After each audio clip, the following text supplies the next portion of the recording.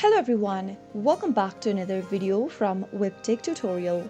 In today's episode, I'm going to be showing you how to easily sign out of your Roku account on a web browser. So let's dive in straight into the video. Open a web browser and go to Roku.com. Press enter on your keyboard to end up in the official site from where you can easily log into your account. After you are signed in to your Roku account, go to the top right hand corner and mouse over to the profile icon. In the expanded menu, select Sign Out. Before signing out of your account, remember that you will need to enter your password and your email address every time you log into your Roku account. If you don't remember your credential, I recommend not to sign out of the account. But if you remember all the credentials needed, click on Sign Out and then you will end up in this main homepage for Roku. So that is how you should be able to sign out or log out of Roku.com within a few minutes. If you found the video to be helpful,